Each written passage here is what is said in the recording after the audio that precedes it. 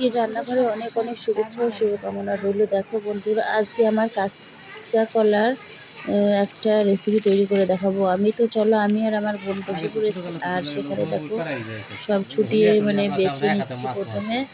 তো সব বেছে ভালো করে নিতে হবে, ভিতরে যে শক্ত একটা থাকে সেটা কিন্তু ভালো করে বেছে নিতে হবে,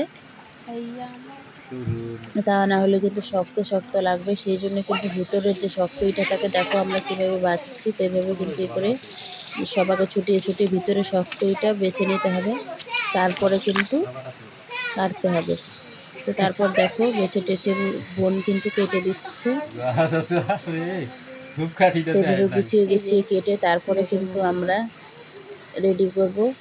আর এইটার মধ্যে লাগছে চালের গুঁড়ো, একটু ময়দা, তারপরে জিরের গুঁড়ো, ধনের গুঁড়ো, লঙ্কার গুঁড়ো একটু, আর লবণ দিয়ে মিক্স করে ভালো করে মাখিয়ে তারপরে কিন্তু আমরা দেখো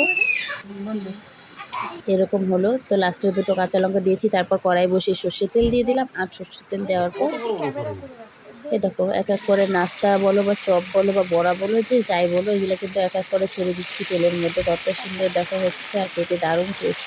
এভাবে কিন্তু তোমরা ঝোলের মধ্যেও খেতে পারবে, এগুলো বানিয়ে যে কোনো ঝোলের মধ্যেও ছাড়তে পারবে। ঠিক আছে বন্ধুরা, খুব ভালো লাগবে। তো যাই হোক, আমার ভিডিওটি কেমন লাগলো তোমরা অবশ্যই জানিয়ে দিও, আর ভালো লাগলে পাশে থেকো। তো তারপর দেখো আমাদের এই নাস্তা খাস্তার রেসিপি কিন্তু একদম রেডি হয়ে গেল। তো দেখতেই দেখো অসম্ভব টেস্ট লাগছে, তাহলে ভাবো খেতে কীরকম লাগবে। দারুণ হয়েছে বন্ধুরা, তোমরা বাড়িতে অবশ্যই ট্রাই করো, ভালো লাগে সাবস্ক্রাইব করে পাশে থাকো। টাটা।